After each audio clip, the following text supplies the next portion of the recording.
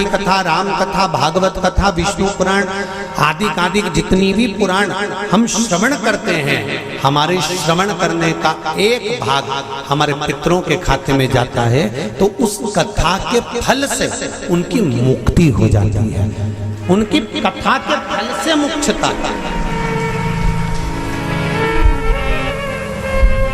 प्रेत योनि से मुक्त हो गया धुंधकारी, बिंदुक प्रेत योनि से मुक्त हो गया। काय से हुआ? शंकर का स्मरण, शिव महापुराण की कथा का रसतत्व ग्रहण करना, राम कथा भागवत कथा का मात्र स्मरण करना, उससे मुक्त।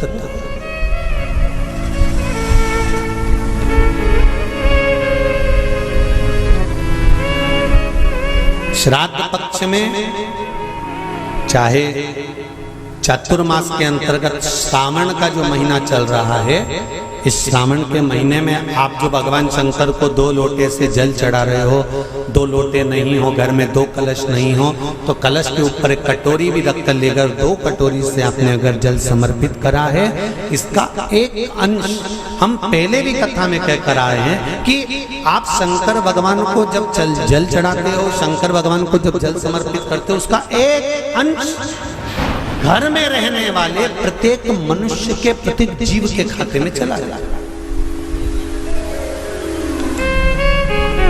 सारी समस्या का हल, जम के बोलो जरा, 1 लोटा जल, ये सारी समस्या का। भगवान शिव कह रहे हैं, चंचुला तुम प्रेत योनि में मत जाओ, अपने पति को प्रेत योनि से खींचकर कैलाश धाम लेकर आ जाओ।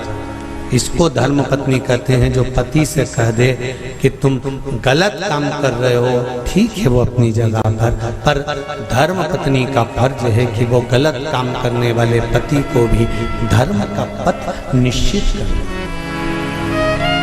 धर्म का।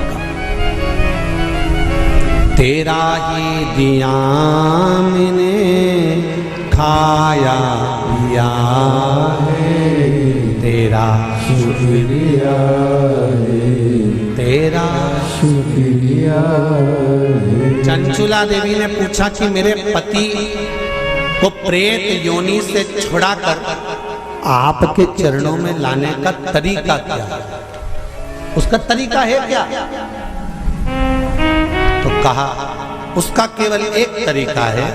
भगवान शंकर कहते हैं, एकाग्र चित्त होकर कोई अगर मेरा गुणगान करे, शिव कह रहे चंचुला देवी, शंकर का मात्र गुणगान करने वाला, शिव महापुराण की कथा को मात्र श्रवण करने पर तेरे पति प्रेत योनि से छूट जाएगा। चंचुला देवी ठहाका लगाई, हंसी, मुस्कुराई।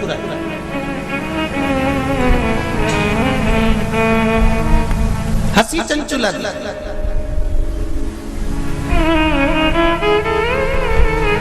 अब देखिए, कोई व्यक्ति समझा रहा है, आपकी सास बहू को समझा रही है, और बहू सिर पर पल्लू लेके न ठाका लगाकर खूब जोर जोर से हंसे, तो ईमानदारी से बोलो, सास को गुस्सा नहीं आएगा? कैसी पगली है, अकल का सब बेच खाई इसने। मैं समझा रही हूं और ये ठिठोली बना रही है। मैं इसको समझा रही हूं और ये मेरे ऊपर हंस रही है। सास बहू को समझाए और बहू खूब ठाका लगा लगा कर हंसे, तो सास को बुरा लगता है। शंकर भगवान के सामने चंचुला देवी हंसी, पर मेरे शिव जी को बुरा नहीं लगा। क्यों? शंकर भगवान कहते हैं कि ये मनुष्य का शरीर जो मिला है ना, 60 साल, 50 साल, 70 साल, 80 साल, 90 साल, 40 साल, आजकल उम्र की कोई सीमा है क्या? 100 वाले, 90 वाले तो बहुत कम मिलेंगे साहब। जितने भी मिलेंगे आप कहीं पर भी सूचना पाओगे, 65 का था, 70 का था, 72 का था, 80 की तो बॉर्डर कबड्डी जैसे छू के आते हैं कहीं कहीं के। 80, 85 और 90 की बॉर्डर तो कबड्डी जैसे छू के आते हैं। कहीं कहीं के होते हैं जो तू करते करते वहां तक पहुंचते हैं और 80-90 की उम्र को छू के फिर आते हैं। नहीं तो आज का जमाना तो 70 हो जाए, 80, 70, 75, 70, 75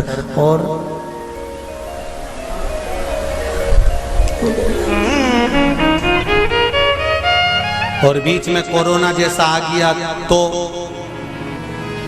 फिर तो 75 भी जाने दे। 35, 40, 42, 45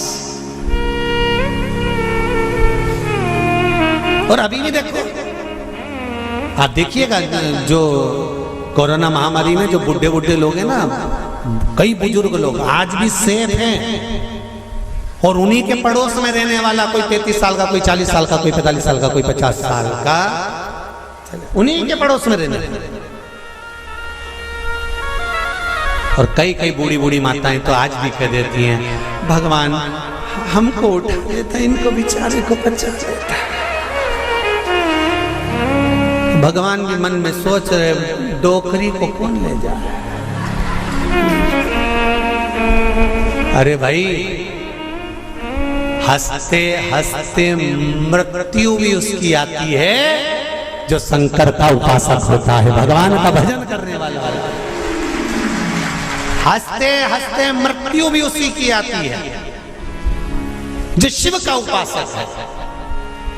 नहीं तो इंजेक्शन बॉटल और शरीर सड़ रहा है, पड़ा है, गल रहा। बउओं ने 4 बार गोबर लीप के गीता जी सुना के नीचे सुला दिया, 3 बार गंगा जल भी पिला दिया, पर डोकरी फिर बोली चाय लिया, फिर तो पीते से उसका कर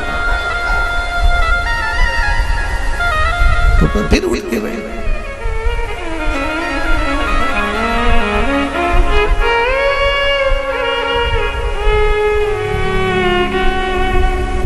अरे भाई, तुमको अगर बगीचे का सबसे सुंदर फूल पसंद है, तुम एक से बढ़कर एक बगीचे में गए पर फूल वही तोड़ते हो जो तुम्हें पसंद आता है।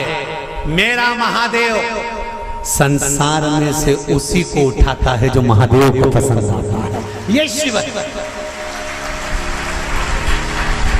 जो महादेव को पसंद आता है,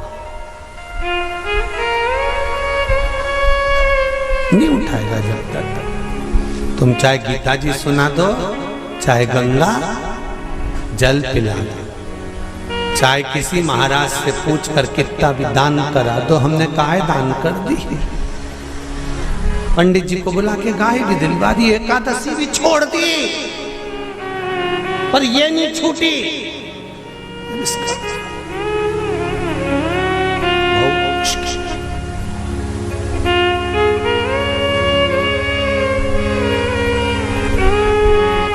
चंचुला ने ठहाका लगा दिया, नंदी पर मेरे भोलेनाथ है, मेरे शंकर नंदी पर विराजमान। और जो चंचुला देवी हंसी ना, शंकर जी प्रसन्न हो गए।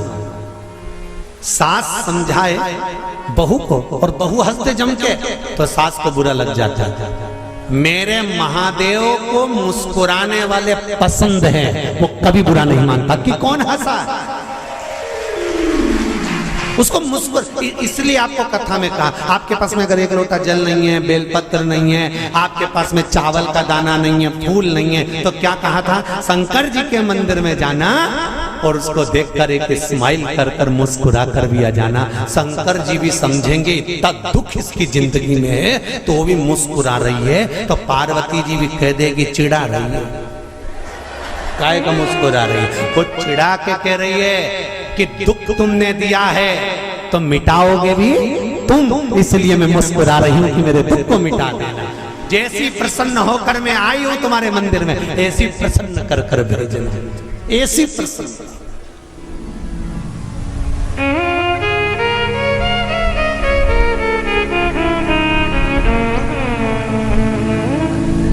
हो लिखन वाले तू हो के दयाल लिखना, मेरे हृदय अंदर सतगुरु का प्यार लिखना। हाथों पे लिखना सेवा गुरु की, पाँवों पे गुरु जी का द्वार लिखना, मेरे हृदय अंदर सतगुरु का प्यार लिखना। नैनों में लिखना दर्शन गुरु के, शिव रूपी गुरु मिल जाए तो दर्शन। होठों पे शिव जी का नाम लिखना, मेरे हृदय अंदर सतगुरु का प्यार लिखना। इन शब्दों में मेरे गुरु शिव रूपी गुरु का नाम, शंकर का नाम, इससे ज्यादा मुझे कुछ नहीं चाहिए, इससे ज्यादा मुझे कुछ नहीं। चंचुला देवी हंस ली, मुस्कुराई, ठाका लगाया, शंकर जी को पसंद आया। अब और अच्छी बात सुन लो, बहुत अच्छी बात है, श्रावण शिव महापुराण में मिली है। वो तो ये दोनों जजमान थोड़े दमदार अच्छे मिले हैं ना, तो कथा का भी एक आनंद श्रावण के महीने में मिल रहा है। जरा देखिए, जरा सुनिएगा। सारे राक्षसों की कथा निकाल लो तुम आज घर पे जाकर, रावण को निकालना। जब जब राम के सामने आता था तो ठाका लगाता था कि नहीं लगाता था? बोलो जम के सही है कि गलत है? कंस कृष्ण भगवान के सामने आता था तो ठाका लगाता था कि नहीं लगाता था? जाने दो। पूतना, तृणावर्त, अघासुर, बकासुर, इनको भी, और जितने जितने जितने जितने तुम राक्षस निकाल सकते हो, तारकासुर, भस्मासुर, रावण, ये जितने जितने असुर हुए इन सब को देख लो। भस्मासुर, ये सब, और भी तुम जितने सीरियल निकाल सकते हो, नाटक, उनमें देखना। देवी मैया रक्त बीज को मारने जा रही है, रक्त बीज हंस। महिषासुर को मारने जा रही है, महिषासुर हंस। एक दो बार तो माता देवी मैया को भी थोड़ा टेंशन हुआ कि मैं इसको मारने जा रही है, हंस क्यों रहा है? रावण मरने जा रहा था और मुस्कुरा रहा था, हंस रहा था, ठहाका लगाकर। आज भी रावण जलता है ना, जब कौन से मैदान में? अरे जम के तो बोलो। रावण मर के चले गया पर प्रॉपर्टी आज भी रह गई उसकी।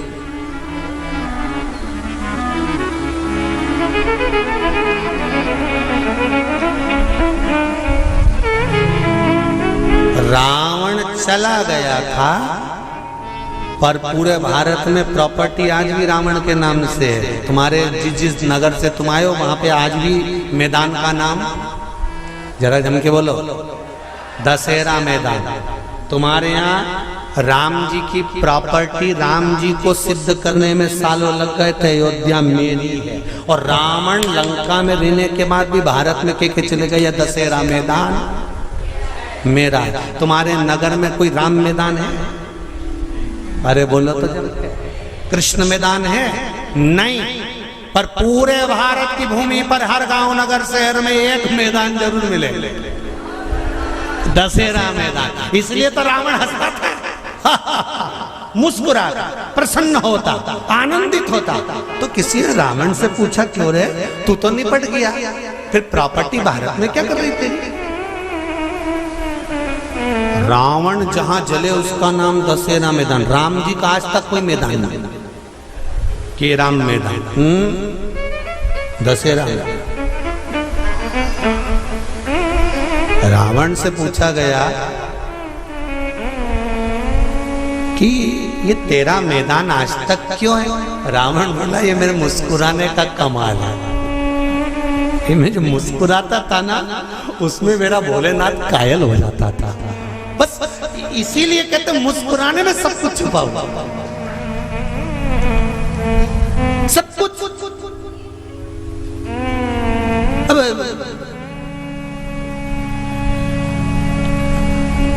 पहले हमारी आदत थी, हम सीहोर में अगर कोई शांत भी हो जाता था तो उनके यहाँ जाते थे, तो उनकी बहुएं रोती थी ना, तो वो हमको देख के चुप हो जाती थी। उनको मालूम है अगली कथा में बोल देगा।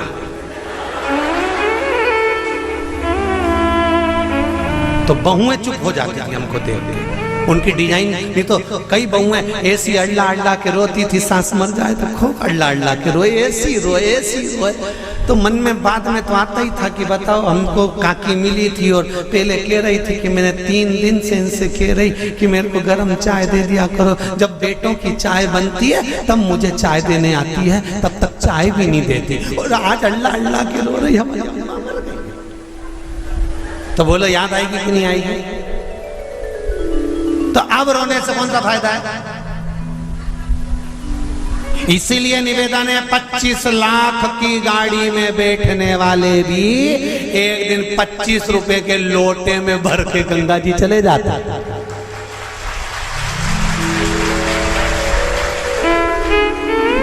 अकड़ में तो रहना नहीं। 25 लाख की गाड़ी में बैठकर घूमने वाले भी 25 रुपए के लोटे में भरा जाएंगे, इसकी कोई गारंटी नहीं है जीवन की। इसलिए चंचुला देवी ठहाका लगाकर हंसी, शंकर को पसंद आया, मेरे भोलेनाथ को प्रसन्नता।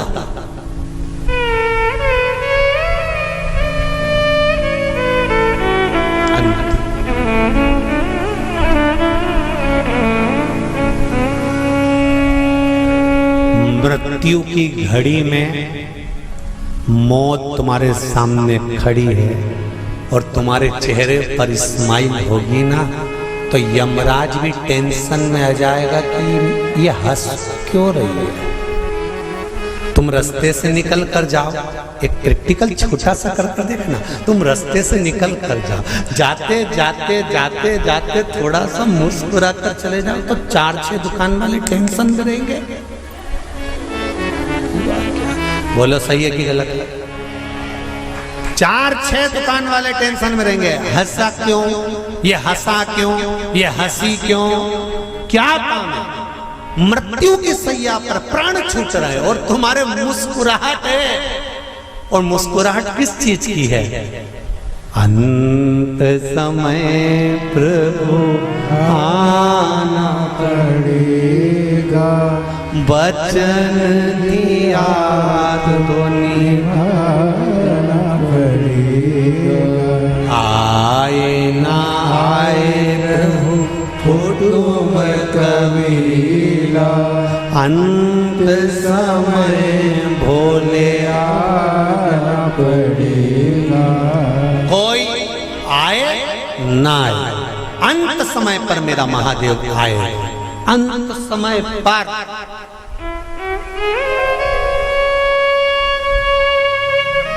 मृत्यु की घड़ी पर अगर मुस्कुरा भी रहे हो ना आखिरी में, तो यमराज को चिंता लग जाएगी।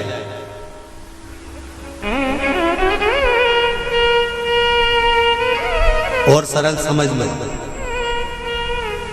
लिफाफा देने स्टेज पे चढ़े दूल्हा दुल्हन को, और उन दोनों को देख के एकदम जम के हंसते, दोनों टेंशन में आ जाए।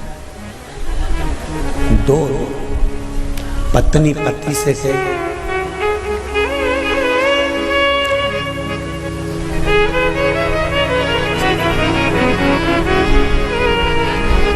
फिर पति भी कहेगा,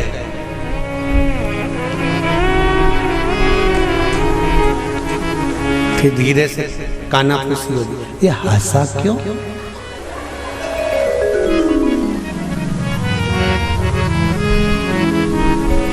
और फिर वो दूसरी बार आए और फिर जम के तो पूछोगे कि नहीं पूछोगे? इधर आ रहे हो बेरू, इधर इधर ये बता कि तू स्टेज पे आता है और बहुत तेज हंस के जाता है, बात और टेंशन दोनों को है, बात रसगुल्ला खाते खाते भी पत्नी उस टेंशन में पड़ी रहेगी और पति से पूछेगी तुम्हारा दोस्त इतनी तेज क्यों हंसा था? सही बताना। पति पत्नी को गुलाब जामुन वो हंसा क्यों, ठाका क्यों लगाया? अंत समय में अगर चेहरे पर प्राण छूटते समय भी मुस्कुराहट होगी तो यमराज भी शंकर जी के पास जाकर पूछेगा कि इस मुस्कुराहट का कारण क्या है। शंकर जी कह देंगे ये मेरा भक्त है, मुस्कुराता रहता है, इसके चेहरे पर स्माइल है, ये मुस्कुराता रहता है। मृत्यु तो आना है, निश्चित है, पर मौत में भी जो प्रसन्न रह गए वो संत, वो साधु, वो सन्यासी, वो तपस्वी ही हो सकता है।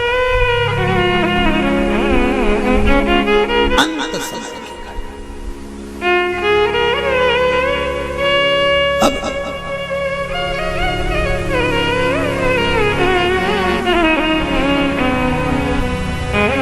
शिव जी को टेंशन नहीं हुआ, शंकर भगवान को बड़े प्रसन्न हुए। शिव जी ने कहा सोचा